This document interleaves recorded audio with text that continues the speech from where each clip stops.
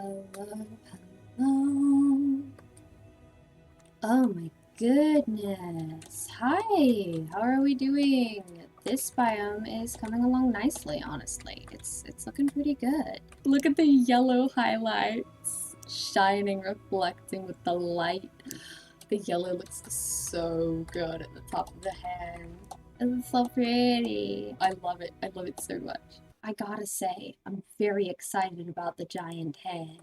I am really happy with this head. I don't work with gradients that often, so I'm really enjoying this. Yeah, color gradients is something that is quite new to me, but I'm really enjoying it. I'm using blue as the lowlights, yellow as the highlights, and then the rest of it is mostly going to be kind of a red, because I basically want to use the primary colors, right? But yeah, I want to add some blue underneath that, blue on the underside of here, and find a way to blend in the red.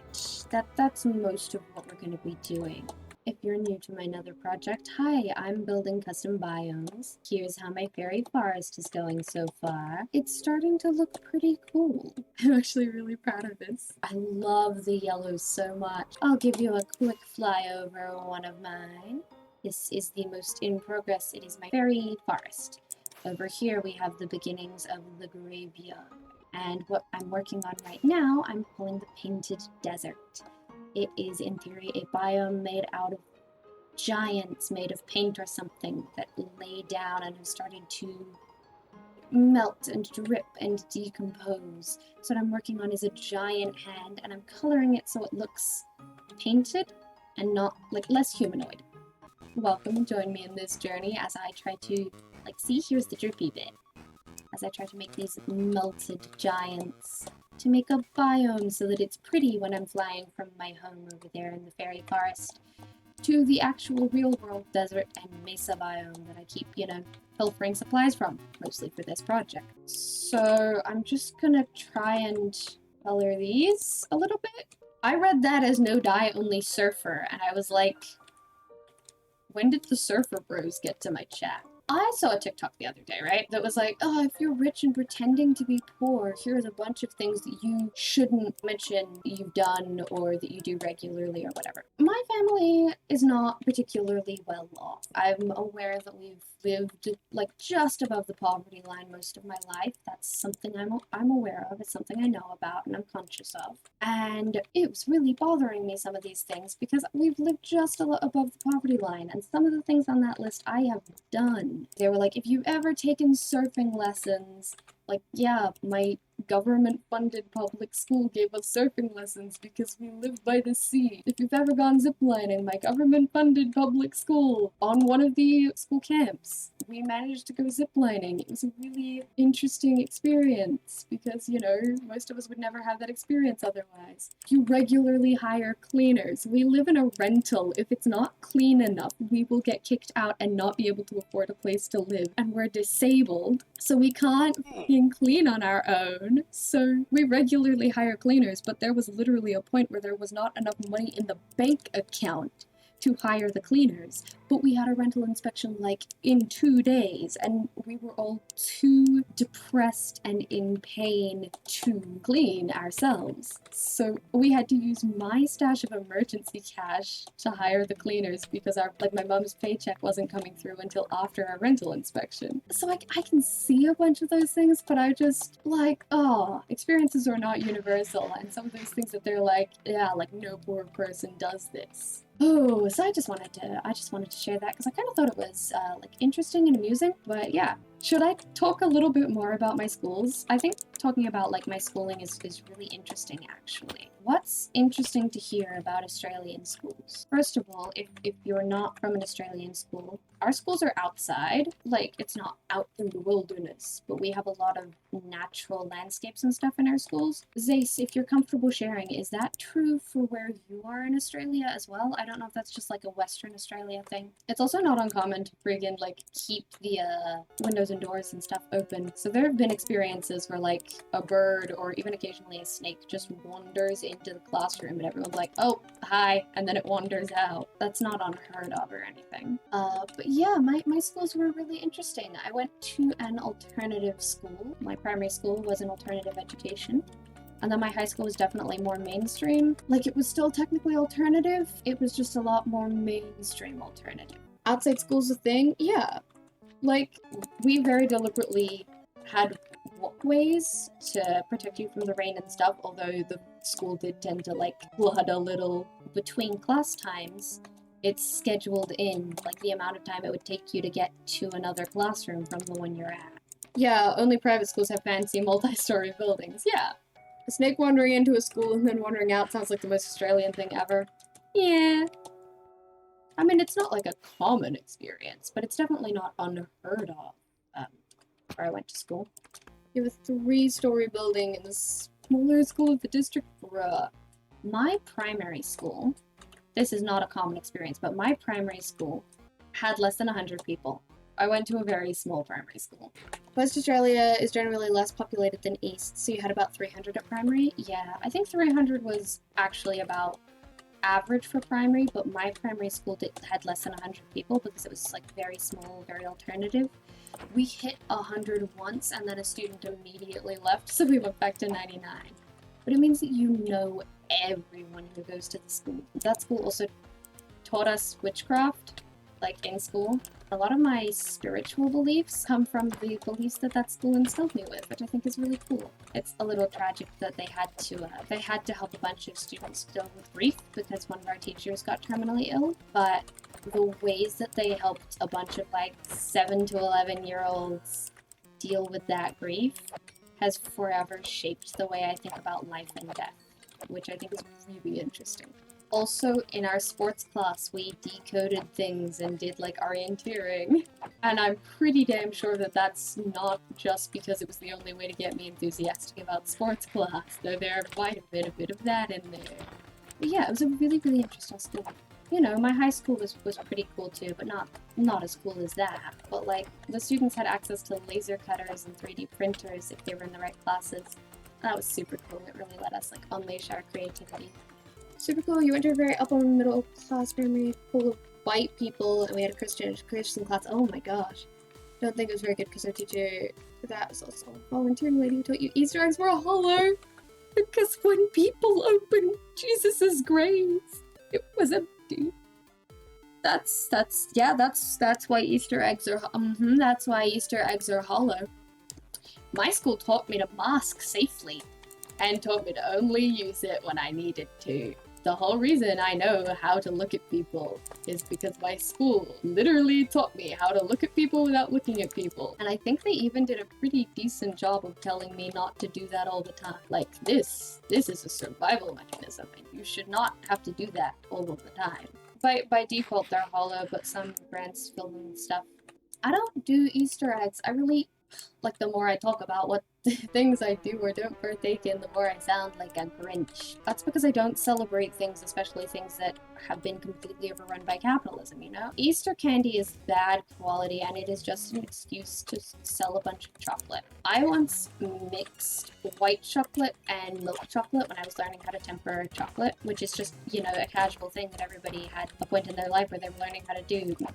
Look, ADHD mixed with a family of ADHD mixed with wide professions of family members. My pastry chef stepmother was teaching me how to temper chocolate, and I was playing around with adding flavors and stuff, and I mixed a certain quantity of white chocolate, which is not technically chocolate, and milk chocolate together, and it tasted exactly like Easter chocolate. And from then on, I had even more trouble doing Easter chocolate. It's just bad quality chocolate, guys. It's literally just bad quality chocolate. Most holidays are just a way to get people to buy things. Yeah, like, this is like a controversial take. You don't need to believe me, even though I'm pretty damn sure that there is historical backing. Please don't be offended by what I'm about to say. But also, I'm about to say something that some people could consider offensive regarding religion and society. So, a whole bunch of cultures have their own celebrations. There is typically something to do with the dead.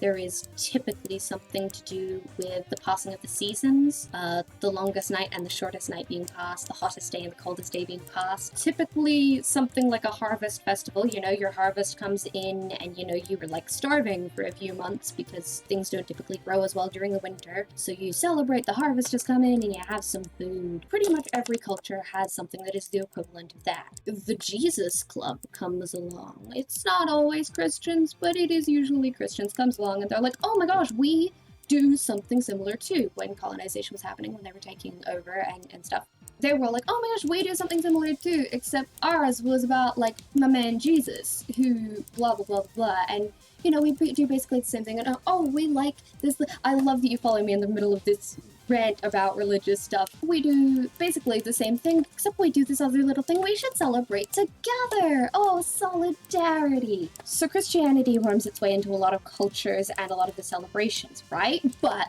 then the state and the church team up and get control over all of the people, you know? Going to church on Sunday becomes a pretty regular thing. Between the church and the state, they basically control all of the money, all of the taxes, etc. And they're like, yo, this money gives us a lot of power, as does the belief and the fear of all of the people that we're in charge of. So capitalism is born from the fusion of the church and the state, and the church gained power by saying all of those holidays you guys do, we do as well, which has led to Easter eggs and buying commercial Christmas presents and plastic Halloween decorations. It has all evolved into this world that we now live in. But yeah, it started off like, as Zace was saying earlier, is this a bad time to join? Maybe, but I'm in an impassioned rant, which is, in my opinion at least, one of the best things to join to. Yeah, as Zace was saying earlier, it's like, oh, the Easter eggs are hollow because when they opened Jesus's tomb, it was empty. But like, it's also just hollow because it means there's less material and it's cheaper to make. And so it's like, why did you do this thing for the sake of money? Oh yeah, there's a religious, a spiritual meaning behind it. Everything is a metaphor because we are perfect, but you're not perfect. It's just capitalism. It's just capitalism. Those in power stay in power. It's not even capitalism. It's capitalism and what's the thing? Egalitarianism, where those in power stay in power, I think. Anyway, that's my hot take about what our society is these days. Talking about Christianity while I'm in the Nether, absolutely. I'm also building a giant, massive, disembodied hand that is melting and dripping what is definitely syrup. Yep. I just had an intrusive thought that looks at the hand and says, yeah, this hand is symbolic of the second coming of Christ. That's not canonical to this world, but I do think it's funny. This is a safe and welcoming space for Christians and Catholics and whatever. Like, if you're part of the Jesus Club, that's cool. I think your man's is cool. I agree with a lot of the things that the books actually said. In fact, I was raised by Quakers, and a lot of my beliefs tie in with Quakerism. You know, the pacifism, the thinking war is a terrible thing, you know, love your neighbor, help everyone out. Sometimes you don't know why you have to say a thing, but you feel compelled to speak, and then someone's like, wow, I really needed to hear that, and you're like, oh, I guess that message was for you then. That stuff, awesome, amazing, love that from Quakerism. But I'm not gonna sit here and pretend that I like the way our society is, and I'm not gonna sit here and pretend that I don't think it has become this way because of, I lost the words for a second, ADHD, brain took them away from me, colonization, and therefore Christianity. Absolute and complete inundation of Christians in the world has basically ruined a lot of cultures, and at this point it's almost impossible to clean up. Yeah. I tend to say the Jesus Club because it's like there's Christianity, there's Catholicism, there is, I'm gonna miss some, there's Mormonism, there's a whole bunch of, like Anglicans, there's a whole bunch of religions that stem back to Jesus. So it's like, it's not gonna be necessarily the same faith you follow, but it's all part of the Jesus Club.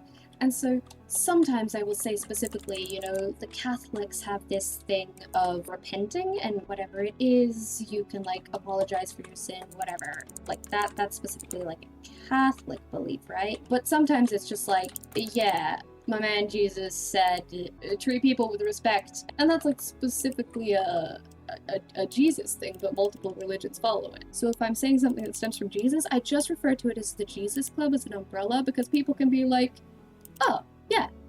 It stems from so like I've said the Jesus Club to a Catholic and had them be like, I'm Catholic. You're like, okay, but that's part of the Jesus Club. So I'm always a little worried when I say the Jesus Club because I feel like some people are gonna be like, but that doesn't describe me. But like I'm using it as an umbrella term, like I would use queer or neurodivergent. It's a bunch of different similar things, and I'm giving you a key for anyway. All Jesus Club groups just have different interpretations of the same source material. Yeah, exactly. Religion is something very important to a lot of people and shouldn't be erased. However, no one select faith should have control over everyone else. Unfortunately, that's society we all live in. Yes, I agree. Yes, that's good words. I was meaning to say that earlier, but then I got distracted. So Zace, thank you for bringing me back to the point. I am not religious. I don't follow or celebrate any of these faiths, but that's not saying that they're not valid. It's just I personally don't have an investment in these things. I don't mean to say like Christianity is wrong. What I mean to say is that those beliefs shouldn't outweigh all of the things that they got inspiration from. Christmas is not the only solstice celebration. Shadow! But my dude, I'm talking about interesting things about religion. It's like your jam. What did I do? Chill out. Oh my gosh, you're gonna murder me. You take a nap, not me. It's not my nap time, it's your nap time. Belief is a funky thing, and there are so many interesting ways that people celebrate things. Not that I think it's important, more that I think it's interesting, I guess. I think it's interesting to learn about religion and belief and, those aren't the words I'm looking for. Different variations of the same cultural celebration. There we go. The difference between Yule and Christmas, I guess. There's a whole bunch of celebrations about like death and the time where the veils between the worlds are thinnest. A lot of cultures have really similar beliefs. And I think that those are interesting parallels to look at and to think about what about being human makes us come up with beliefs for getting to see our loved ones one more time as the worlds pass, like the worlds get thinner. That's basically what Halloween is. It's the time where the veil is thinner. So yeah, the monsters come out, and originally it was like you have to wear a mask and a costume so they don't know who's human or not, but also like you stay together, you keep in revelry so there is noise and there is light and you can keep track of the whole village.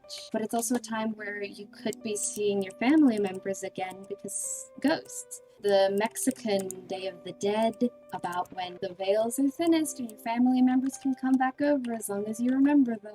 I'm pretty sure there's like a similar Chinese belief, like all that sort of stuff's really, really interesting. Turnips at the doors, yes, which turned into jack-o'-lanterns. Scared off the evil spirits. The costumes in the mosque were there to ward off evil spirits. Yes, as well as only family members and kind, protectful spirits could see through the masks. Yeah! At Samhain. Samhain, Samhain is definitely the wrong pronunciation. I've always heard Samhain, but the more I learn about Gaelic, the more I'm like, that should be a V, not a W. Anyway, you set a plate for your loved ones. Or at least that's how my mother and I have always celebrated it. You set a plate for your loved ones so that they can come and have dinner with you. It's just like another parallel thing of we can hang out with the dead. Like our family's still here, they're not gone. I think belief is so interesting. There's a point where you have to question, is it because we're human that we have these beliefs about our family members still being able to contact us because there's one night a year where the veils get thinner and as long as they're remembered, they can come back over? Or is it because there's actually something there? Is there credibility behind that? How much do you have to celebrate a thing before it's like that's gotta stem from somewhere? Did these cultures talk to each other? Are they all on the same dates? Well, they can't all be on the same dates. I'm pretty sure they're not. But I think a lot of them are around October. Is there a reason behind that? I don't know. So I think that's really interesting. Yeah.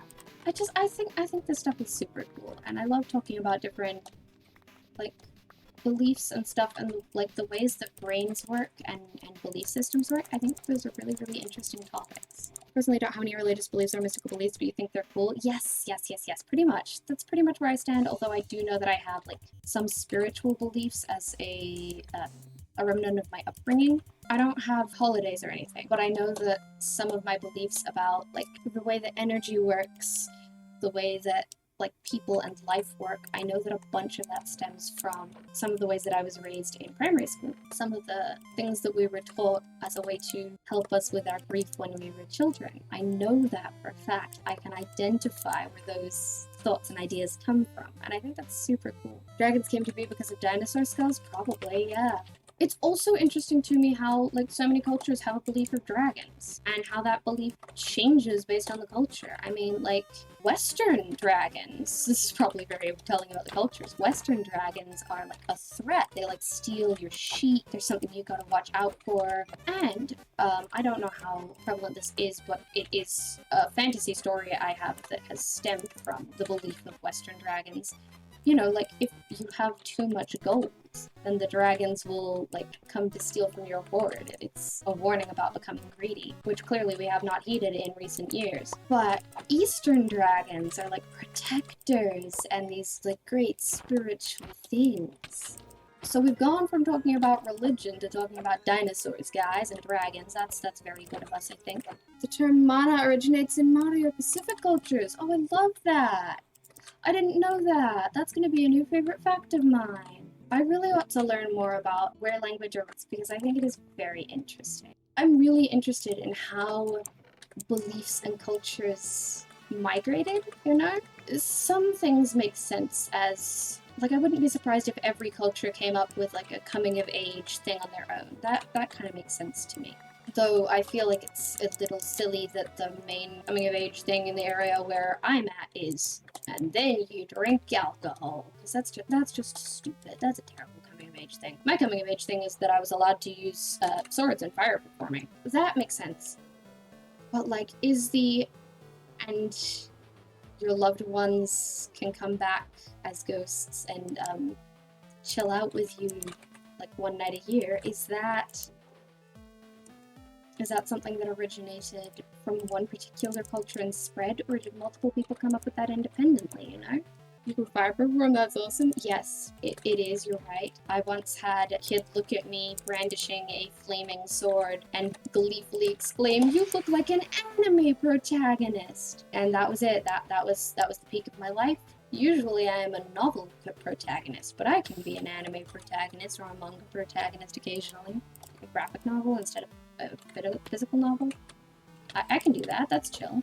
Oh, I've got another one for you guys. The mythology of different countries and cultures is really interesting to me. Like, I do not know that much about Aboriginal Australian belief and culture. I know a little bit because I was very, very lucky and privileged with my education. I'm saying that learning about the native culture is absolutely a privilege that I got, mostly because a lot of Australians don't, even those with the Aboriginal Australian heritage. Some of them just don't get taught their cultures, especially because of, like, I'm not going to talk about it too much, but, like, the stolen generation and the effects of colonization, a lot of those beliefs have been lost, so I feel very privileged to have been in a position to learn from some of those stories. But in Australia, most of the mythology doesn't try to kill you, which I joke is like, yeah, our real animals try to kill you, so the fictional animals don't have to, but that's really not how it works. Whereas in, like, America, you know, you've got, I don't want to say the words because I know that there are some beliefs where it's like you don't say the word because that attracts their attention, and as somebody with a special interest in the fair folk, the good people, I fully support that. But, you know, you have some tragic stories that amount to some very angry mythology, and, you know, the mythical creatures can be quite harmful. In Australia, that's obviously not really a thing. In England and that sort of area of Europe, there's a lot of fair folk, which is most of the mythology there, from what I know. You've got this whole, like, thing of the Fae in Europe, the good people, and some of them have been a little bit polluted by Christianity, and some of them haven't, and some of them are the Welsh stories. Did you know that Welsh fair folk can be just banished by a knife? You just show them a knife and then poof, they're gone. I didn't know that. I didn't know that that was something distinctly unique to Welsh Fae. You know what? That's very fair of them. If someone brandished a knife at me, I too would probably consider just disappearing. Like, this is clearly not a welcoming environment to be in, so I'm gonna go. You guys have some fun. I mean, I would say it's good to see you, but you just brandished a knife at me, so yeah, but enjoy. Like that seems very reasonable, actually. Gonna note that in case it's useful in the future, yeah.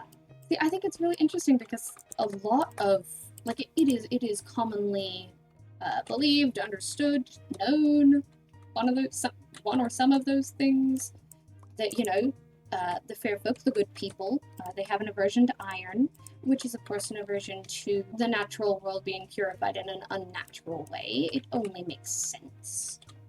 That's a very reasonable weakness to have, especially when you are part of said natural world.